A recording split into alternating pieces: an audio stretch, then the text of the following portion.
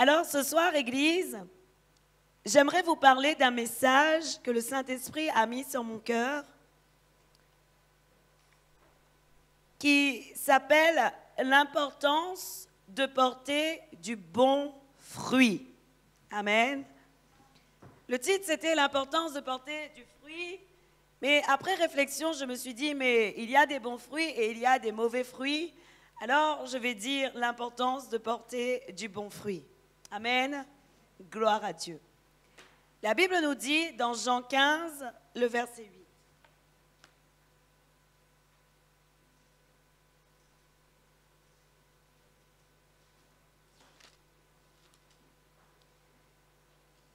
La Bible dit,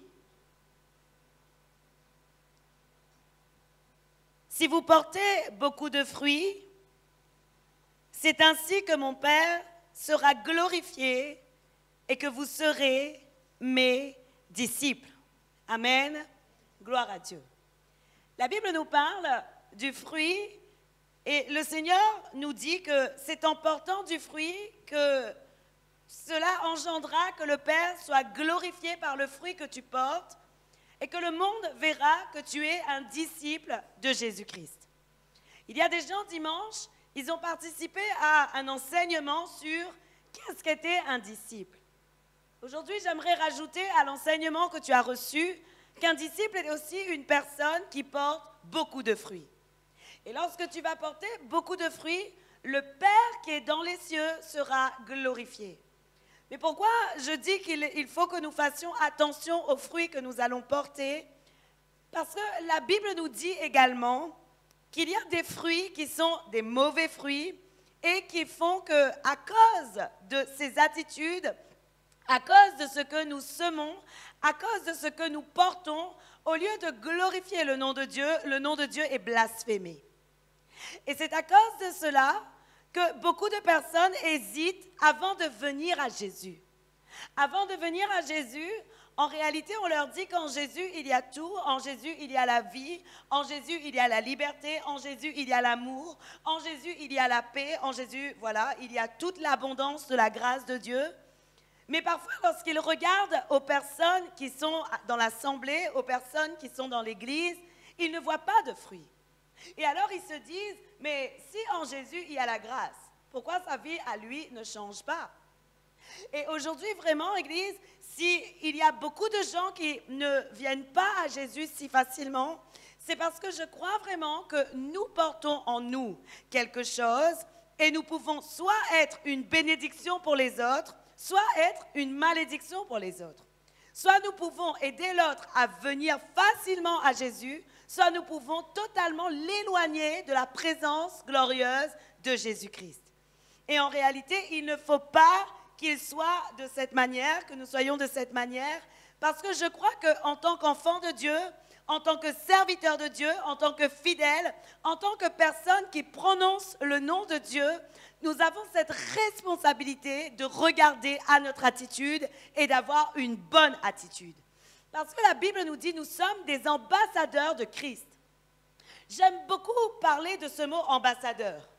Moi, je regardais autrefois bien les informations et je voyais bien comment les ambassadeurs, ils étaient dans des grandes voitures, dans des grands costards, bien habillés, bien beaux, et ils représentaient très bien l'État pour lequel il travaillait et il était envoyé. Et un ambassadeur, c'est ça. Lorsqu'on dit on a l'ambassadeur des États-Unis qui arrive, vraiment, tu sais qu'il y a quelqu'un des États-Unis, du gouvernement américain qui va venir. Oui ou non? Et aujourd'hui, nous avons besoin de comprendre qu'un ambassadeur de Christ doit aussi faire honneur à Jésus-Christ. Nous ne sommes en rien moins que les autres, mais nous avons une responsabilité totalement différente. Qu'est-ce qu'est notre responsabilité? Notre responsabilité est de glorifier réellement le Père qui est dans les cieux. Et il sera glorifié simplement si tu portes beaucoup de fruits. Et alors, nous devons vraiment comprendre comment faire pour porter beaucoup de fruits dans notre vie. Parce que notre entourage ne viendra à Jésus-Christ que s'il voit le fruit de ta vie. s'ils voient ta transformation, s'ils voient ton changement, alors ils vont commencer à se poser la question, mais qu'est-ce qu'il y a de différent en Jésus? Qu'est-ce qu'il y a de différent? Et je peux vous assurer qu'il y a une vraie différence en Jésus-Christ. Vous savez pourquoi Paul disait dans Romains 7 qu'il ne fait pas le bien qu'il veut, mais qu'il fait le mal qu'il ne veut pas. Et s'il fait le mal qu'il ne veut pas, c'est qu'il reconnaît précisément qu'en lui, il y a une autre loi, et cette loi, c'est le péché. Ce qui veut dire qu'à lui seul, Paul avait envie de bien faire, mais malheureusement, sa chair était faible, alors il péchait. Et c'est ce que Paul reconnaît. Et puis à un moment donné, Paul dit, « Mais qui me délivrera de ce corps mortel ?» Et Paul dit, « Grâce soit rendue, par Jésus-Christ, je serai délivré. » Parce que le seul qui peut mettre une séparation entre nous et notre péché, entre notre être charnel et l'être spirituel que nous devons être, c'est Jésus-Christ. Et alors, nous avons vraiment besoin de faire la différence. Nous avons besoin de porter des fruits et des bons fruits. Amen. La Bible nous dit comment faire pour porter du fruit. La Bible dit dans Jean 15, le verset 5, «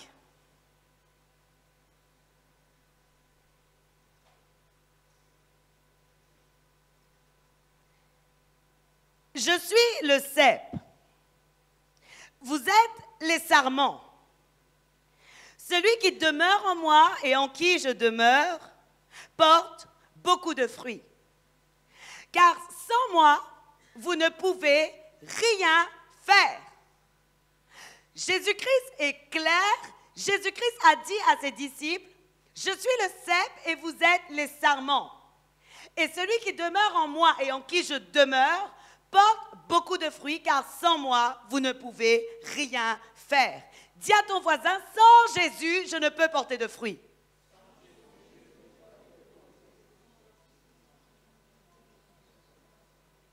Est-ce que vous êtes convaincus aujourd'hui que sans Jésus, il vous est impossible de porter du fruit?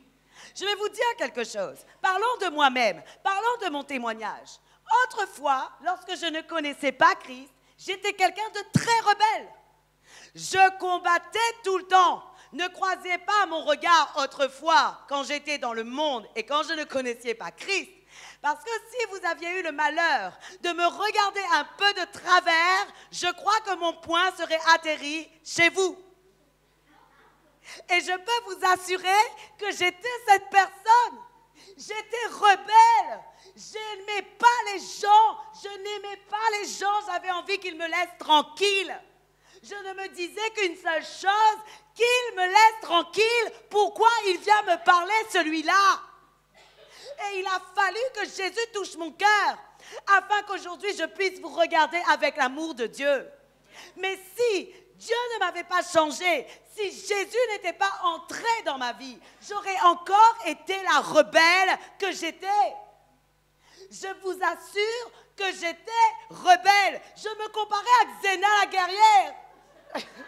Vous rigolez, mais c'est la vérité. Vous rigolez, mais c'est comme ça. Et pour Dieu, ce n'est pas bien. Parce que nous ne sommes pas appelés à faire la guerre sur la terre. Nous sommes appelés à manifester l'amour de Jésus-Christ. Nous sommes appelés à manifester la paix de Jésus-Christ. Nous sommes appelés à manifester la maîtrise de soi, tous les fruits du Saint-Esprit.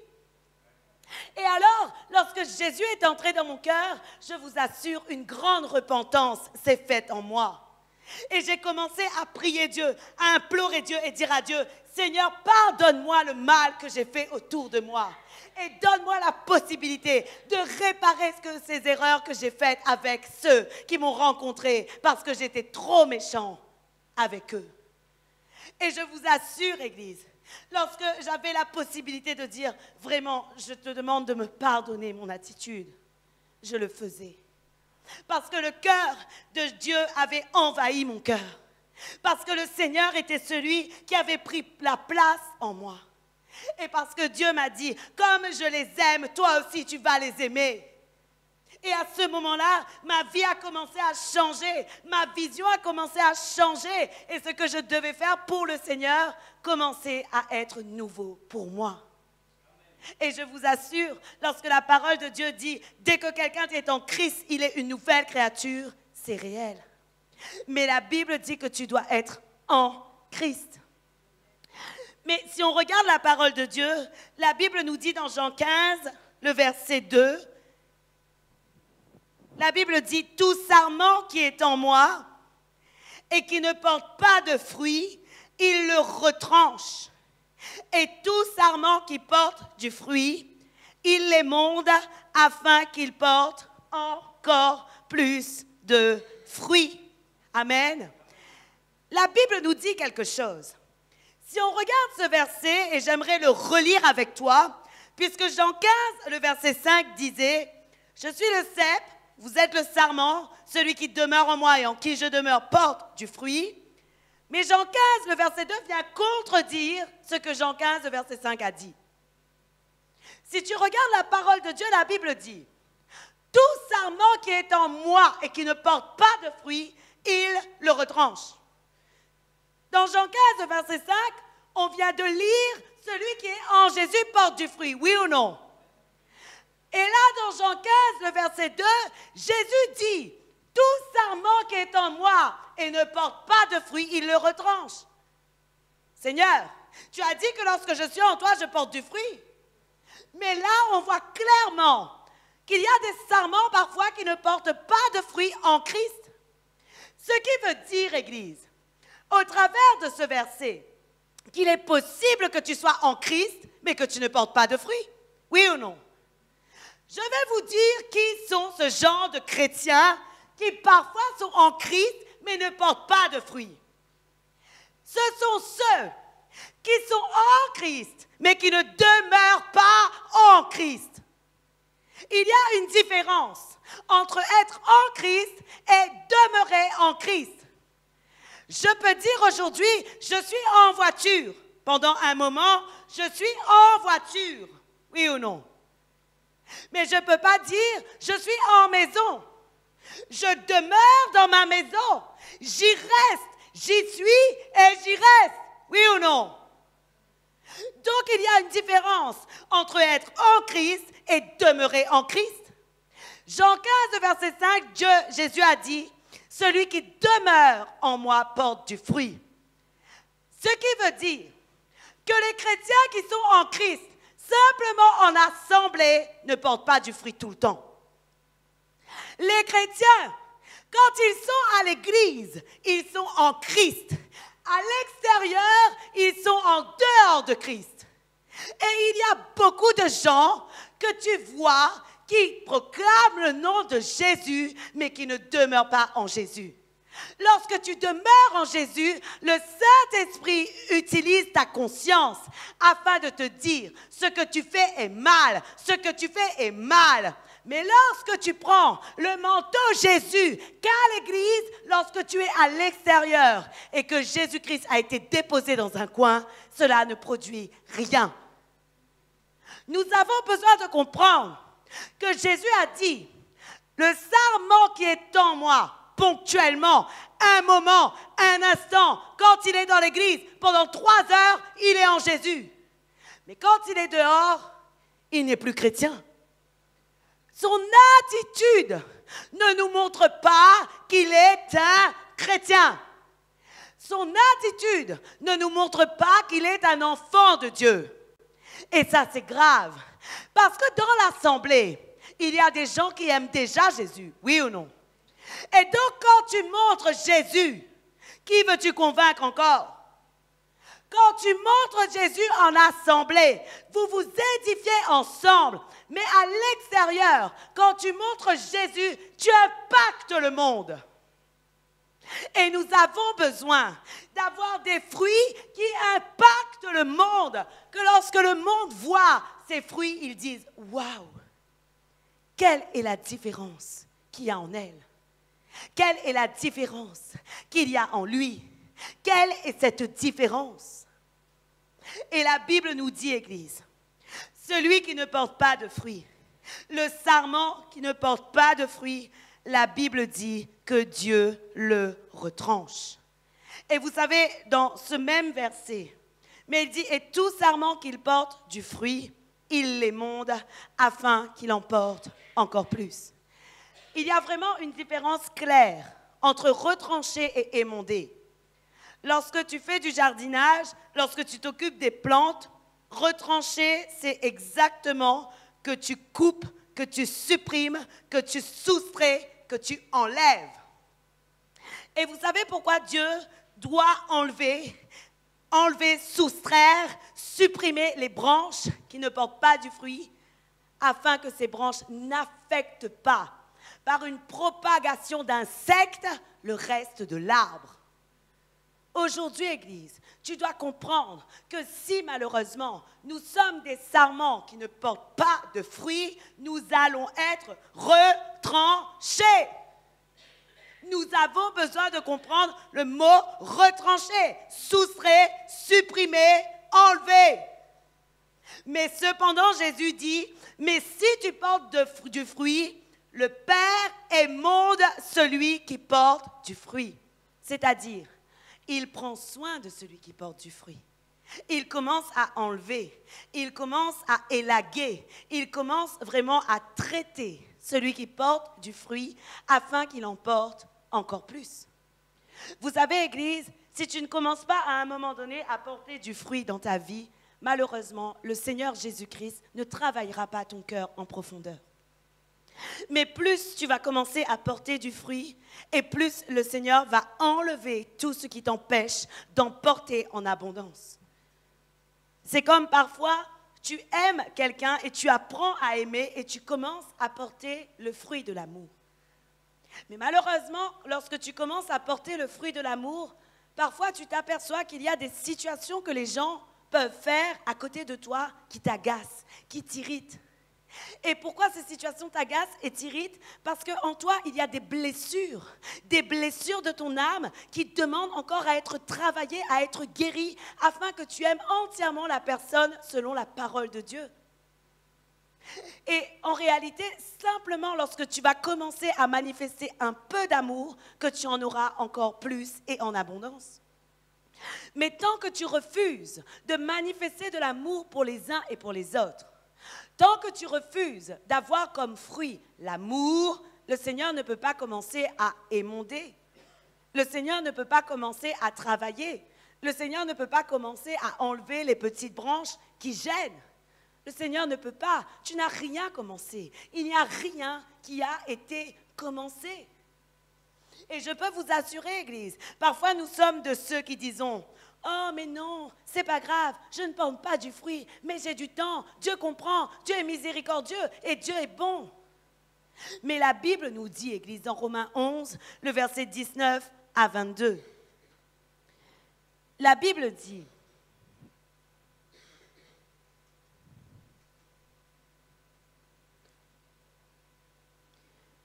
Tu diras donc, les branches ont été retranchées afin que moi, je fusse enté, E-N-T-E, ou attaché. Cela est vrai. Elles ont été retranchées pour cause d'incrédulité. Et toi, tu subsistes par la foi. Ne t'abandonne pas à l'orgueil, mais crains. Car si Dieu n'a pas épargné les branches naturelles, il ne t'épargnera pas non plus. Considère donc la bonté et la sévérité de Dieu. Sévérité envers ceux qui sont tombés et bonté de Dieu envers toi si tu demeures ferme dans cette bonté. Autrement, tu seras aussi retranché. La Bible nous parle du peuple d'Israël qui avait la possibilité d'être entièrement à Dieu, de recevoir entièrement les bénédictions et les grâces que le Seigneur devait les accorder. Mais la Bible nous dit qu'ils ont été rebelles, qu'ils ont été orgueilleux, qu'ils n'ont pas craint Dieu. Et à cause de leur désobéissance, qu'est-ce qui s'est produit? Le Seigneur a retranché ses branches pour maintenant nous greffer sur l'arbre qui est Jésus. Jésus a dit, je suis le cep et vous êtes le sarment. Si vous savez ce que c'est un cep, le cep c'est vraiment le tronc entier du raisin. Et le sarment, c'est une branche qui part à droite et à gauche de ce tronc. Et sur cette branche, il y a des petites brindilles qui montent sur lesquelles il y a des fruits et des feuilles. Ce qui veut dire, Église, que notre vie est appelée à porter beaucoup de fruits. Notre vie en Jésus est appelée, nous sommes appelés à être un peuple qui porte beaucoup de fruits. En tout cas, je crois vraiment que l'heure est à porter du fruit. Mais je te le dis encore une fois, si tu ne demeures pas en Christ, tu ne pourras pas. Vous savez, il y a des gens, lorsqu'ils sont à l'extérieur, ils oublient Jésus. Il y a des gens, ils connaissent très bien Jésus, allez, on va dire de 17h à 21h le mercredi. De 17h à 22h le vendredi. De 8h à midi et demi, 1h le dimanche. Et leur vie en Christ, c'est simplement quand ils viennent à l'église. Et là, tu commences à préparer ton cœur. Seigneur, pardonne-moi mes fautes, pardonne-moi mes transgressions, dispose mon cœur afin que je puisse louer, glorifier, afin que je sois vraiment un bon enfant de Dieu.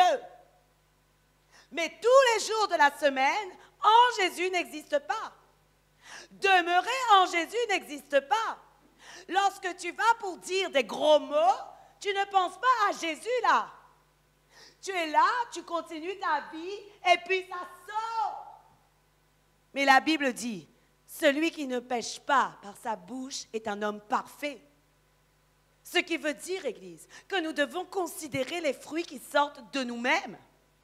Et lorsque tu commences à faire le bilan de ta vie, si dans ta vie tu vois qu'il y a plus de fruits négatifs, de fruits amers, de mauvais fruits que de bons fruits, il faut que tu reconsidères ta position en Jésus. Est-ce que ma position en Jésus n'est que de 17h à 21h? C'est-à-dire 17h, pourquoi? 17h, je prépare mon cœur pour venir à l'église. Afin qu'à 18h30, je sois bien prêt. 18h30, 21h, je loue, je glorifie, je suis en Jésus. 21h30, c'est encore bon. Mais si quelqu'un a pilé trop fort le frein de sa voiture, oh! Et tu n'es plus en demeure avec Christ. En réalité, je vais te dire quelque chose. C'est tout ton mode de vie qu'il faut commencer à transformer et à changer. Mais comment cela va se faire?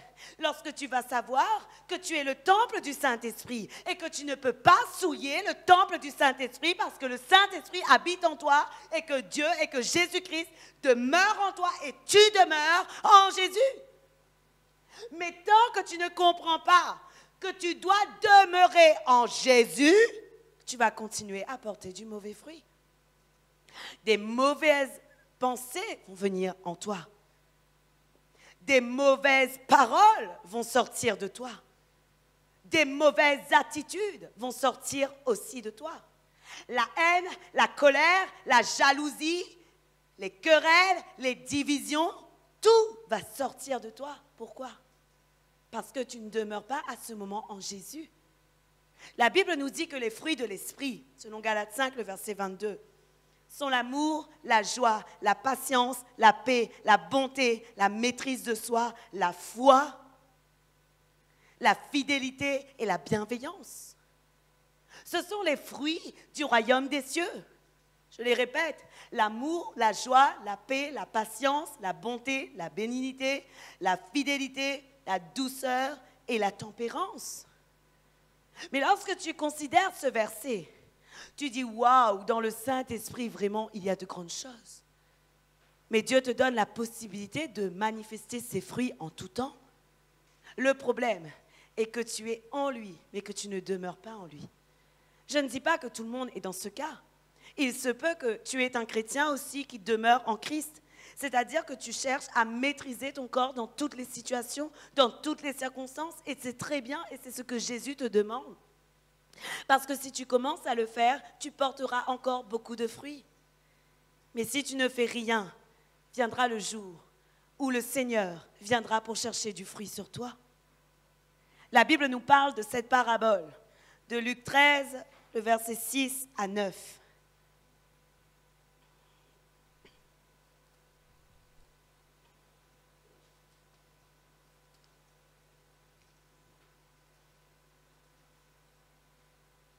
La Bible dit, il dit aussi cette parabole. Un homme avait un figuier planté dans sa vigne. Il vint pour y chercher du fruit et il n'en trouva point. Alors il dit au vigneron, voilà 3 ans que je viens chercher du fruit à ce figuier et je n'en trouve point. Coupe-le. Pourquoi occupe-t-il la terre inutilement? Le vigneron lui répondit, Seigneur, laisse-le encore cette année. Je creuserai tout autour et j'y mettrai du fumier. Peut-être à l'avenir donnera-t-il du fruit, sinon tu le couperas. Jésus parle de cette parabole. Il parle de cette parabole du figuier où il dit, un seigneur venait pour chercher une figue sur un arbre. Et à un moment donné, le Seigneur a commencé à dire, ça fait 3 ans que je cherche du fruit sur toi. Et c'est un peu notre cas parfois. En tant qu'enfant de Dieu, parfois, le Seigneur est celui qui dit, 2 ans que je cherche du fruit sur toi, 3 ans que je cherche du fruit sur toi, 10 ans que je cherche du fruit sur toi, 5 ans que j'en cherche, mais je ne trouve pas. Et lorsque Dieu va parler au vigneron qui est Jésus, selon cette parabole, pour moi, dans cette parabole, le Seigneur représente Dieu. Le vigneron représente Jésus et l'arbre te représente, nous représente.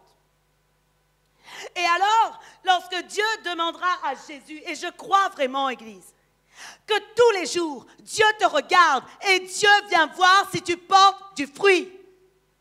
Tous les jours. Et je crois qu'à un moment donné, Dieu dit, mais jusqu'à quand encore vais-je le supporter parce que dans sa vie, il ne porte pas de bons fruits? Jusqu'à quand? Mais tu sais quoi? Le vigneron étant Jésus est un avocat pour toi. Parce que la Bible nous dit que le vigneron, à ce moment-là, il dit, Maître, ne lui fais pas de mal. Je vais commencer à travailler autour de cet arbre. Et ensuite, on verra, s'il ne porte pas encore du fruit l'année prochaine, tu le couperas.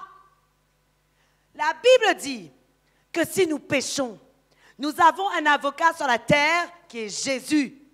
Et Jésus plaide notre cause avec Dieu afin que Dieu nous pardonne. Le vigneron représente Jésus. Lorsque Dieu vient voir, est-ce que mon arbre, Jean-Claude, a porté du fruit aujourd'hui? S'il n'en trouve pas, Jésus va dire, Père, je t'en prie, donne-lui encore une chance. Il en portera demain. Jésus est celui-là. Jésus est celui qui plaide devant Dieu pour ta vie. Jésus est celui qui dit à Dieu, prends encore patience pour lui, Père. Prends encore patience, je vais travailler son cœur, je vais labourer sa terre, je vais faire en sorte qu'il change et tu verras, il va porter du fruit.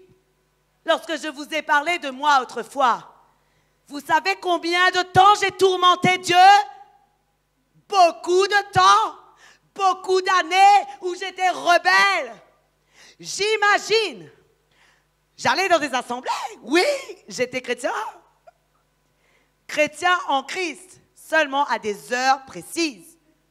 Demeurer en Christ, non, ça n'existait pas. Et vous savez, je continuais à pécher, et parfois volontairement. Pourquoi volontairement? Parce que si je connais la parole, lorsque je pêche, c'est volontairement que je le fais. Si je ne connais pas la parole, cela signifie que c'est par inconscience que tu le fais. Mais lorsque tu connais la parole et que tu le fais quand même, tu le fais de manière volontaire. Et je crois vraiment que la sévérité de Dieu est encore plus grande lorsque tu connais quelque chose et que tu ne le fais pas. Aujourd'hui, Église, nous avons besoin de comprendre. Et je crois vraiment, ce que j'étais en train de vous dire, que pendant plusieurs années, Jésus était auprès du Père. Et lorsqu'il me voyait, Dieu disait, alors je vais voir si elle a un fruit d'amour aujourd'hui. Et lorsqu'il me voyait, il disait, 3 ans qu'elle est avec moi? Non, on va commencer à la couper. Et Jésus était celui qui dit au Père, je t'en prie, Père, pardonne-la. Et continue à faire grâce et miséricorde. Parce que je vais faire en sorte que ma parole touche son cœur. Et le jour où ma parole touchera son cœur, elle sera transformée et elle viendra à toi. Je rends grâce à Dieu pour cet avocat que j'ai sur la terre. Je rends grâce à Dieu pour cet avocat qu'est Jésus. Parce que si Jésus n'était pas mon avocat, aujourd'hui je serais retranchée. Aujourd'hui je serais coupée. Mais Jésus n'a pas permis cette chose. Jésus a dû dire à Dieu, Seigneur, n'oublie pas que c'est aussi pour elle que je suis morte. Que je suis mort, pardon. Et à ce moment-là, Dieu m'a fait grâce, Dieu m'a fait miséricorde. Et le jour que Dieu a touché mon cœur sur cette parole de Matthieu 6, le verset 33, ma vie a totalement changé. Où Dieu m'a dit, cherche premièrement mon royaume et ma justice. Et tout le reste sera donné par-dessus tout. À ce moment-là, ma vie a été transformée radicalement. J'ai commencé à comprendre le sens de la vie parce que je disais à Dieu, Seigneur, mes soucis, mes problèmes, en réalité, je sais que tu t'en occupes. Et moi, je ferai simplement rechercher ton royaume. Et lorsque j'ai commencé à rechercher le royaume de Dieu, j'ai vu l'amour qu'il me portait. J'ai vu l'amour de Jésus-Christ pour moi. J'ai vu l'amour de mon Père qui était dans les cieux et qui m'appelait tous les jours. Et j'ai commencé à dire à Dieu, Seigneur, pardonne-moi toutes les fois où tu m'as parlé au travers de cette personne, au travers de cette personne, au travers de cette personne. Vous qui venez pour la première fois, ça vous arrivera. Ça vous arrivera. Où vous direz à Dieu le jour où votre vie sera totalement transformée. Vous allez dire, je me souviens que tu m'as parlé avec cette personne et cette personne. Mais je n'étais pas entendu. Et beaucoup d'entre nous aujourd'hui, nous sommes de ces personnes. Jésus nous parle tous les jours. Jésus nous parle au travers d'un et d'une autre personne. Mais nous ne saisissons pas la parole que Jésus veut nous adresser. Vous savez ce que la Bible dit? La Bible dit que Dieu parle de différentes manières, mais Dieu parle en tout temps, selon Job. Et la Bible dit, mais l'homme n'en tient pas garde. Ce qui veut dire que le Seigneur est celui qui te parle, mais parfois tes oreilles sont fermées à son appel.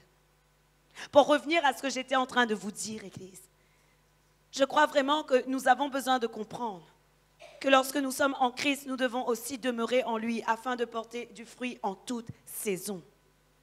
Et aujourd'hui, nous devons savoir que Jésus veut que nous soyons de ceux que lorsque Dieu vient voir si nous avons du fruit, il trouve un fruit, puis deux, puis trois, puis quatre, puis cinq. Et le ciel le glorifie parce que sur ta vie, il y a beaucoup de fruits.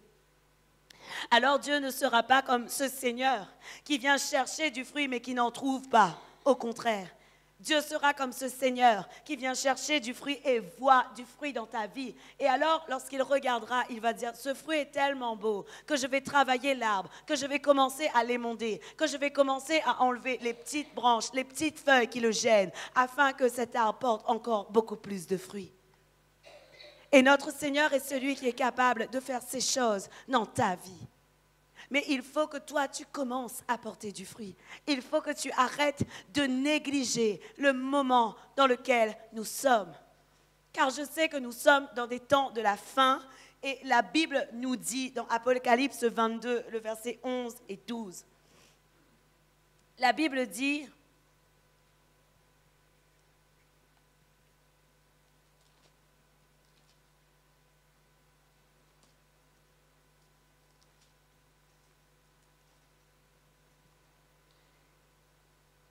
La Bible dit que celui qui est injuste soit encore injuste, que celui qui est souillé se souille encore, et que le juste pratique encore la justice, et que celui qui est saint se sanctifie encore. Voici, je viens bientôt, et ma rétribution est avec moi pour rendre à chacun selon son œuvre. Dans les temps dans lesquels nous sommes, Dieu dit, si tu veux rester injuste, reste injuste. Si tu veux être saint, alors sanctifie-toi encore. Et aujourd'hui, Église, nous ne devons pas être de ceux qui acceptons de rester dans l'état mauvais dans lequel nous pouvons être, mais nous devons être de ceux qui portons du fruit en toute saison. Je t'assure que le secret réside dans le fait de demeurer en Jésus. Je t'assure. Demeurer en Jésus veut dire quoi? Demeurer en Jésus veut dire tous les jours, dans n'importe quelle situation, dans n'importe quelle circonstance, je sais que je vis et que ce n'est plus moi qui vis, mais que c'est Jésus qui vit en moi. Et lorsque j'ai une décision à prendre, lorsque j'ai quelque chose à faire, je consulte d'abord Jésus. Et je dis à Jésus, Seigneur Jésus, est-ce que ce que je vais faire, ce que je vais entreprendre te glorifie ou non? Est-ce que ce que je vais faire, est-ce que ce que je vais entreprendre est conforme à ta parole ou non? Et si ce n'est pas conforme à sa parole, ton devoir, ta responsabilité n'est pas de plonger dans ce péché, plonger dans cette faute, plonger dans ce manquement. Non. Ta responsabilité et ton devoir est de dire, puisque c'est non conforme, je me détourne de ce mal. Et c'est notre responsabilité à tous ceux qui proclamons le nom de Dieu.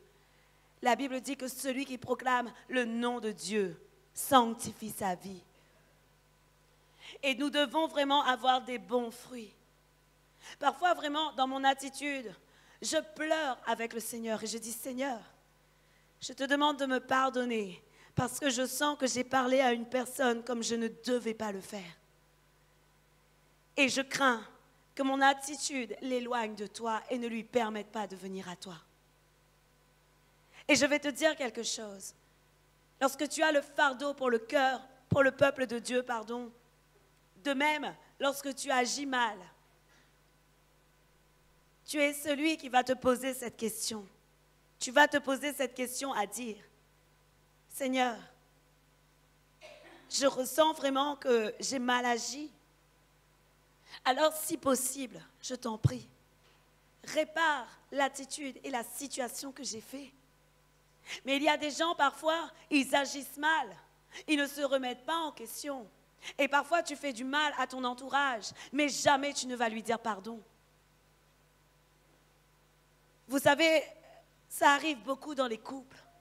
Les couples se déchirent. Les couples, ils disent des mots. Vraiment, parfois, les couples, je ne comprends pas les mots qui se disent. Vous vous rendez compte qu'autrefois, je disais à mon mari, tu me sors par les yeux? C'est grave de dire ces choses. C'est très grave. Lorsque j'ai compris que ce n'était pas conforme à la parole, j'ai dit, Seigneur, pardonne-moi. Et je suis allée voir mon mari et j'ai dit, pardonne-moi vraiment et que le Seigneur change mon cœur vis-à-vis de toi. Parce que je vais vous dire quelque chose. Il y a des fois des offenses que nous faisons qui ne peuvent se réparer que par le pardon, par l'humiliation que tu vas faire devant ceux qui t'entourent. Et lorsque tu t'humilies, lorsque tu demandes pardon et lorsque tu fais ces choses, le Père est glorifié. Pourquoi? Parce que l'autre reconnaît que finalement, il n'est pas rien. Finalement, peut-être qu'il compte un peu. Et finalement, peut-être qu'il y a quelqu'un qui l'aime. Et à ce moment-là, tu glorifies le Père qui est dans les cieux. Ça arrive également avec des parents et des enfants. Des familles se déchirent parce que les parents irritent leurs enfants et vice-versa. Mais la Bible dit, parents, n'irrite pas ton enfant. N'irrite pas ton enfant. Ce qui veut dire que si ça arrive, il faut que tu aies l'humilité de lui dire, je te demande de me pardonner. Vous savez, parfois Étienne, mon fils, je lui dis quelque chose qui lui fait mal. Il me dit, maman, tu sais, tu m'as dit ça, mais ça m'a vraiment fait mal. Et je lui dis, mon fils, je te demande de me pardonner. Je n'ai pas voulu te faire du mal. Mais en moi, une voix me dit, si tu ne demandes pas pardon à ton enfant, il gardera ça jusqu'à l'âge adulte et ça créera en lui une blessure. Aujourd'hui, Église, il est temps de reconsidérer ton attitude dans ta vie entière. Dans ta vie entière, dans ta famille entière, dans ta manière de faire entièrement, il est temps de reconsidérer ton attitude et de porter du bon fruit. Dis à ton voisin, c'est la saison des fruits. Oui. Dis à ton voisin encore, c'est la saison des fruits. C'est la saison des fruits, oui.